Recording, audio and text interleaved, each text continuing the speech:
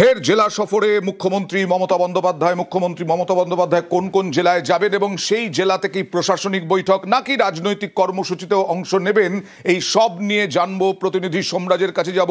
সোমরাজ, কোন কোন জেলা এবং সেখানে কি শুধুই প্রশাসনিক বৈঠক নাকি শুধুই রাজনৈতিক কর্মসূচি নাকি দুটোই?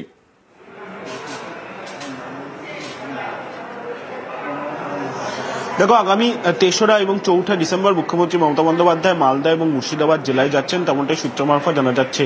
এই দুই জেলায় রাজনৈতিক সভাও যেমন করবেন মুখ্যমন্ত্রী মমতা বন্দ্যোপাধ্যায়, তেমনি প্রশাসনিক সভাও করতে পারেন, তেমনটাই সূত্র মারফত জানা যাচ্ছে। বিশেষত স্পেশাল ইন্টেন্সিভ ডিভিশন যখন চলছে, সেখানে এই দুই সীমান্তবর্তী জেলাতেই মূলত এসআইআর নিয়ে তিনি মিছিল করতে পারেন, তেমনটাই সূত্র মারফত জানা যাচ্ছে। এছাড়াও রাজনৈতিক সভার পাশাপাশি প্রশাসনিক সভাও করতে পারেন। ইতিমধ্যেই নবান্নের তরফে দুই জেলা প্রশাসনকে প্রস্তুতি নেওয়ার নির্দেশ দেওয়া হয়েছে। তবে সেক্ষেত্রে প্রশাসনিক সভা নাকি বিশেষ করে বিভিন্ন পরিষেবার প্রদান অনুষ্ঠান, সেই বিষয়ে খুব শীঘ্রই জেলা প্রশাসনকে জানিয়ে দেওয়া হবে বলেই সূত্র মারফত জানা যাচ্ছে। তবে প্রাথমিকভাবে যেটা ঠিক হয়েছে, ৩ তারিখ মুখ্যমন্ত্রী মমতা বন্দ্যোপাধ্যায় মুর্শিদাবাদ এবং ৪ তারিখ মালদা এই দুই জেলায় যাবেন এবং গিয়ে রাজনৈতিক সভার পাশাপাশি প্রশাসনিক সভাও করবেন মুখ্যমন্ত্রী মমতা বন্দ্যোপাধ্যায়। সোমরাজ, এসআইআর নিয়েও কি রাস্তায় নামবেন এখানে, এরকম কোনো কর্মসূচি?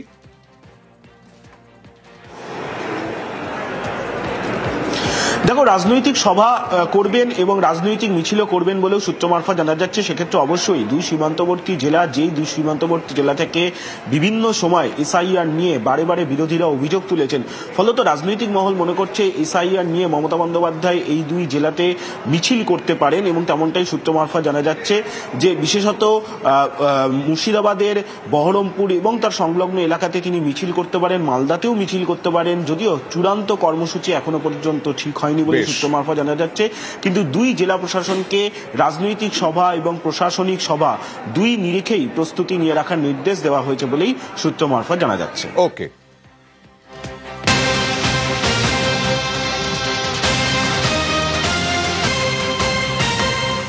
নোয়াপাড়া কারশেডে মেট্রো ঠিকা কর্মীর রহস্য মৃত্যু।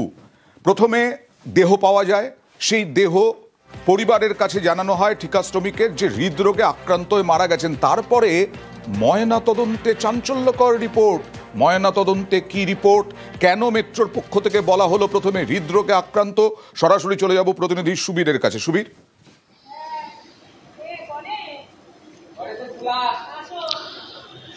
দেখো অয়নদা, বরানগর পৌরসভা ৩৪ নম্বর ওয়ার্ডের অন্তর্গত কুটিঘাট এলাকা, সেই কুটিঘাট এলাকার রঞ্জিত কুমার জানা, তিনি নোয়াপাড়া যে মেট্রোর কারশেড, সেখানে কিন্তু ঠিকা কর্মী হিসেবে কাজ করতেন এবং গত সেপ্টেম্বরের ১৯ তারিখ তার কিন্তু সেই কারশেডে কাজ করতে করতে তার মৃত্যু হয়। তারপরে কিন্তু পরিবারকে জানানো হয় মেট্রোর তরফ থেকে যে তার হৃদরোগে আক্রান্ত হয়ে তার মৃত্যু হয়েছে এবং তারপরে কিন্তু তার সাগর দত্ত হাসপাতালে ময়নাতদন্ত হয়। এই ময়নাতদন্তর যে রিপোর্ট, চাঞ্চল্যকর রিপোর্ট এসছে কিন্তু সেই ময়নাতদন্ত রিপোর্ট, এবং সেই রিপোর্টে উল্লেখ করা হয়েছে যে এই যে রঞ্জিত কুমার জানা, তার বুকের পাঁজরের 3টি হাড় ভেঙে গিয়েছে, পাশাপাশি তার যে ফুসফুস, সেই ফুসফুসও কিন্তু ক্ষতচিহ্ন দেখা গিয়েছে। এবং সেই জায়গা থেকে ইতিমধ্যেই এই ময়নাতদন্ত রিপোর্ট পরিবারের হাতে আসার পরে পরিবারের তরফ থেকে, অর্থাৎ তার স্ত্রী মল্লিকা জানা এবং তার ছেলে অনিমেষ জানা, তারা কিন্তু ইতিমধ্যেই কিন্তু অস্বাভাবিক মৃত্যুর মামলা ইতিমধ্যেই বরানগর থানায় তারা অভিযোগ আকারে দায়ের করেছে এবং মেট্রো কর্তৃপক্ষের কাছে বড় কোনো আঘাত না হলে তো ফুসফুসে এরকম ভাবে একেবারে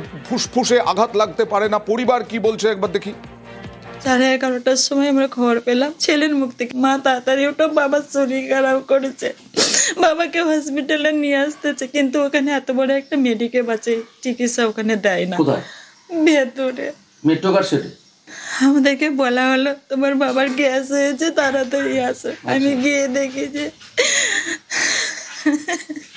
পোস্টমর্টম রিপোর্টে কি জানতে পারলেন? আমরা জানতে পেরেছি ওর এইগুলো সব ভাঙা, পাঁজরের হাড়, বুকের 3টে পাঁজরের হাড়। আমি তদন্ত চাইছি। আমাকে বলা হয়েছিল গ্যাস জনিত কোনো কেস বা হার্ট অ্যাটাক বা স্ট্রোক এরকম জিনিস, কিন্তু যখন পোস্টমর্টম রিপোর্টে যখন আমাদের হাতে পাই, তখন এটা জানা গেছে কি বুকের যে 3টে পাঁজর সেটা ভাঙা হয়েছে। অস্বাভাবিক, স্বাভাবিক না, অস্বাভাবিক। আমরা চাইছি কি তদন্ত করা হোক। মেট্রো কর্তৃপক্ষ তোমার সাথে সহযোগিতা করছে? না, করছে না, কেউ করছে না। সিসিটিভি ফুটেজ আমি একটু চেয়েছি, সেটাও আমি পাইনি। মেট্রো কর্তৃপক্ষ কোনো রকম সহযোগিতা করছে না, মৃতের ছেলে এরকম অভিযোগ করলেন।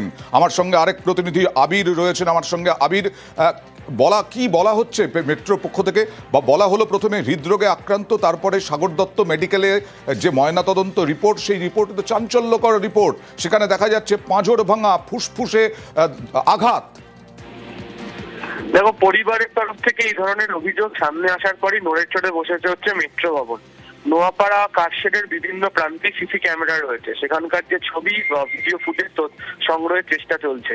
একই সঙ্গে হচ্ছে সেখানে দায়িত্বপ্রাপ্ত যারা আরপিএফরা রয়েছেন এবং নোয়াপাড়া কারশেডের যারা ইনচার্জ যারা রয়েছেন তাদের কাছ থেকে গোটা বিষয়টি সম্পর্কে জানতে চাওয়া হয়েছে। যেহেতু ঠিকাদারি সংস্থার মধ্যে দিয়ে কাজটি চলছিল, তারা যারা কাজ করেছেন তাদের সঙ্গেও আরপিএফ এর তরফ থেকে কথা বলে তথ্য নেওয়া হচ্ছে।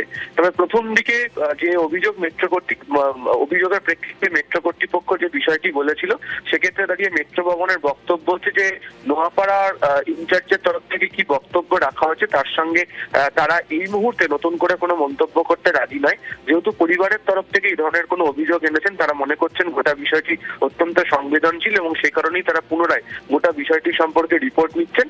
আজকে সন্ধ্যের মধ্যেই গোটা বিষয়টি সম্পর্কে তারা এই প্রয়োজনীয় রিপোর্ট জানিয়ে দেবেন, এমনটাই মেট্রো কর্তৃপক্ষ। এবং পরিবারের সঙ্গে কি সহযোগিতা করবেন? যে অভিযোগটা তুমিও শুনলে যে পরিবারের সঙ্গে কোনো সহযোগিতা না করার অভিযোগ উঠছে।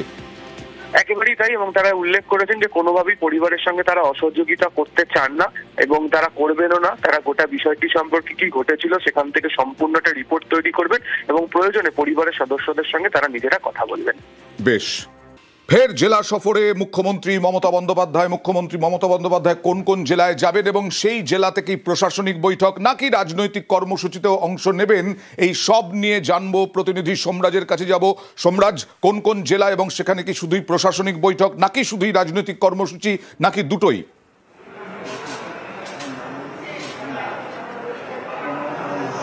দেখো, আগামী ৩রা এবং ৪ঠা ডিসেম্বর মুখ্যমন্ত্রী মমতা বন্দ্যোপাধ্যায় মালদা এবং মুর্শিদাবাদ জেলায় যাচ্ছেন, তেমনটাই সূত্র মারফত জানা যাচ্ছে।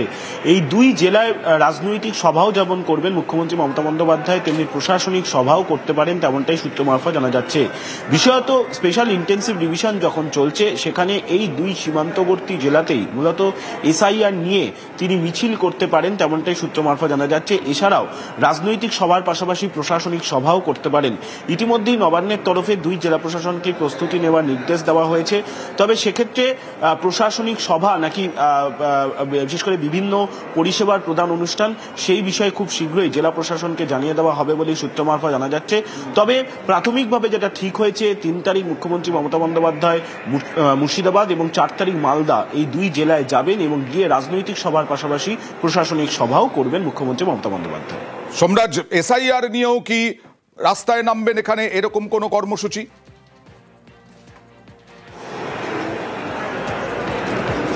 দেখো, রাজনৈতিক সভা করবেন এবং রাজনৈতিক মিছিলও করবেন বলেও সূত্র মারফত জানা যাচ্ছে। সেক্ষেত্রে অবশ্যই দুই সীমান্তবর্তী জেলা, যেই দুই সীমান্তবর্তী জেলা থেকে বিভিন্ন সময় এসআইআর নিয়ে বারে বারে বিরোধীরা অভিযোগ তুলেছেন, ফলত রাজনৈতিক মহল মনে করছে এসআইআর নিয়ে মমতা বন্দ্যোপাধ্যায় এই দুই জেলাতে মিছিল করতে পারেন এবং তেমনটাই সূত্র মারফত জানা যাচ্ছে যে বিশেষত মুর্শিদাবাদের বহরমপুর এবং তার সংলগ্ন এলাকাতে তিনি মিছিল করতে পারেন, মালদাতেও মিছিল করতে পারেন। যদিও চূড়ান্ত কর্মসূচি এখনো পর্যন্ত ঠিক হয়নি বলে সূত্র মারফত জানা যাচ্ছে, কিন্তু দুই জেলা প্রশাসনকে রাজনৈতিক সভা এবং প্রশাসনিক সভা দুই নিরিখেই প্রস্তুতি নিয়ে রাখার নির্দেশ দেওয়া হয়েছে বলেই সূত্র মারফত জানা যাচ্ছে। ওকে,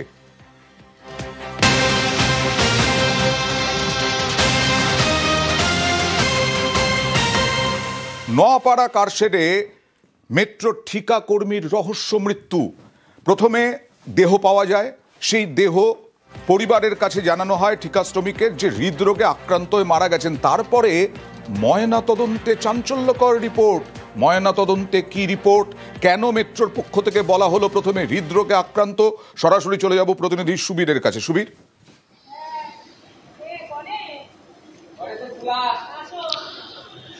দেখো অয়নদা, বরানগর পৌরসভা ৩৪ নম্বর ওয়ার্ডের অন্তর্গত কুটিঘাট এলাকা, সেই কুটিঘাট এলাকার রঞ্জিত কুমার জানা, তিনি নোয়াপাড়া যে মেট্রোর কারশেড, সেখানে কিন্তু ঠিকা কর্মী হিসেবে কাজ করতেন এবং গত সেপ্টেম্বরের ১৯ তারিখ তার কিন্তু সেই কারশেডে কাজ করতে করতে তার মৃত্যু হয়। তারপরে কিন্তু পরিবারকে জানানো হয় মেট্রোর তরফ থেকে যে তার হৃদরোগে আক্রান্ত হয়ে তার মৃত্যু হয়েছে এবং তারপরে কিন্তু তার সাগর দত্ত হাসপাতালে ময়নাতদন্ত হয়। এই ময়নাতদন্তর যে রিপোর্ট, চাঞ্চল্যকর রিপোর্ট এসছে, কিন্তু সেই ময়নাতদন্ত রিপোর্ট রিপোর্ট, এবং সেই রিপোর্টে উল্লেখ করা হয়েছে যে এই যে রঞ্জিত কুমার জানা, তার বুকের পাঁজরের 3টি হাড় ভেঙে গিয়েছে, পাশাপাশি তার যে ফুসফুস, সেই ফুসফুসও কিন্তু ক্ষতচিহ্ন দেখা গিয়েছে। এবং সেই জায়গা থেকে ইতিমধ্যেই এই ময়নাতদন্ত রিপোর্ট পরিবারের হাতে আসার পরে পরিবারের তরফ থেকে, অর্থাৎ তার স্ত্রী মল্লিকা জানা এবং তার ছেলে অনিমেষ জানা, তারা কিন্তু ইতিমধ্যে কিন্তু অস্বাভাবিক মৃত্যুর মামলা ইতিমধ্যে বরানগর থানায় তারা অভিযোগ আকারে দায়ের করেছে এবং মেট্রো কর্তৃপক্ষের কাছে বড় কোনো আঘাত না হলে তো ফুসফুসে এরকম ভাবে একেবারে ফুসফুসে আঘাত লাগতে পারে না। পরিবার কি বলছে একবার দেখি। 11:30টার সময় আমরা খবর পেলাম ছেলের মুখ থেকে, মা তাড়াতাড়ি ওঠো, বাবার শরীর খারাপ করেছে, বাবাকে হসপিটালে নিয়ে আসতেছে, কিন্তু ওখানে এত বড় একটা মেডিকেল আছে, চিকিৎসা ওখানে দেয় না। ভেতরে মেট্রো কারশেডে আমাদেরকে বলা হলো তোমার বাবার গ্যাস হয়েছে, তাড়াতাড়ি আসো। আমি গিয়ে দেখি যে পোস্টমর্টম রিপোর্টে কি জানতে পারলেন? আমরা জানতে পেরেছি ওর এইগুলো সব ভাঙা, পাঁজরের হাড়, বুকের 3টে পাঁজর হাড়। আমি তদন্ত চাইছি। আমাকে বলা হয়েছিল গ্যাস জনিত কোনো কেস বা হার্ট অ্যাটাক বা স্ট্রোক এরকম জিনিস, কিন্তু যখন পোস্টমর্টম রিপোর্টে যখন আমাদের হাতে পাই, তখন এটা জানা গেছে কি বুকের যে 3টে পাঁজর সেটা ভাঙা হয়েছে। অস্বাভাবিক, স্বাভাবিক না, অস্বাভাবিক। আমরা চাইছি কি তদন্ত করা হোক। মেট্রো কর্তৃপক্ষ তোমার সাথে সহযোগিতা করছে? না, করছে না, কেউ করছে না। সিসিটিভি ফুটেজ আমি একটু চেয়েছি, সেটাও আমি পাইনি। মেট্রো কর্তৃপক্ষ কোনো রকম সহযোগিতা করছে না, মৃতের ছেলে এরকম অভিযোগ করলেন। আমার সঙ্গে আরেক প্রতিনিধি আবির রয়েছেন, আমার সঙ্গে আবির, বলা হচ্ছে মেট্রোর পক্ষ থেকে, বা বলা হলো প্রথমে হৃদরোগে আক্রান্ত, তারপরে সাগর দত্ত মেডিকেলে যে ময়নাতদন্ত রিপোর্ট, সেই রিপোর্ট তো চাঞ্চল্যকর রিপোর্ট, সেখানে দেখা যাচ্ছে পাঁজর ভাঙা, ফুসফুসে আঘাত। দেখো, পরিবারের তরফ থেকে এই ধরনের অভিযোগ সামনে আসার পরই নড়েচড়ে বসেছে হচ্ছে মেট্রো ভবন। নোয়াপাড়া কারশেডের বিভিন্ন প্রান্তে সিসি ক্যামেরা রয়েছে, সেখানকার যে ছবি বা ভিডিও ফুটেজ সংগ্রহের চেষ্টা চলছে। একই সঙ্গে হচ্ছে সেখানে দায়িত্বপ্রাপ্ত যারা আরপিএফরা রয়েছেন এবং নোয়াপাড়া কারশেডের যারা ইনচার্জ যারা রয়েছেন, তাদের কাছ থেকে গোটা বিষয়টি সম্পর্কে জানতে চাওয়া হয়েছে। যেহেতু ঠিকাদারি সংস্থার মধ্যে দিয়ে কাজটি চলছিল, তারা যারা কাজ করেছেন তাদের সঙ্গেও আরপিএফ এর তরফ থেকে কথা বলে তথ্য নেওয়া হচ্ছে। তবে প্রথম দিকে যে অভিযোগের প্রেক্ষিতে মেট্রো কর্তৃপক্ষ যে বিষয়টি বলেছিল, সেক্ষেত্রে দাঁড়িয়ে মেট্রো ভবনের বক্তব্য হচ্ছে যে নোয়াপাড়ার ইনচার্জের তরফ থেকে কি বক্তব্য রাখা হয়েছে তার সঙ্গে তারা এই মুহূর্তে নতুন করে কোনো মন্তব্য করতে রাজি নয়। যেহেতু পরিবারের তরফ থেকে এই ধরনের কোনো অভিযোগ এনেছেন, তারা মনে করছেন গোটা বিষয়টি অত্যন্ত সংবেদনশীল এবং সেই কারণেই তারা পুনরায় গোটা বিষয়টি সম্পর্কে রিপোর্ট নিচ্ছেন। আজকে সন্ধ্যের মধ্যেই গোটা বিষয়টি সম্পর্কে তারা এই প্রয়োজনীয় রিপোর্ট জানিয়ে দেবেন, এমনটাই মেট্রো কর্তৃপক্ষ। এবং পরিবারের সঙ্গে কি সহযোগিতা করবেন? যে অভিযোগটা তুমিও শুনলে যে পরিবারের সঙ্গে কোনো সহযোগিতা না করার অভিযোগ উঠছে। একেবারেই তাই, এবং তারা উল্লেখ করেছেন যে কোনোভাবেই পরিবারের সঙ্গে তারা অসহযোগিতা করতে চান না এবং তারা করবেনও না। তারা গোটা বিষয়টি সম্পর্কে কি ঘটেছিল সেখান থেকে সম্পূর্ণ একটা রিপোর্ট তৈরি করবেন এবং প্রয়োজনে পরিবারের সদস্যদের সঙ্গে তারা নিজেরা কথা বলবেন। বেশ।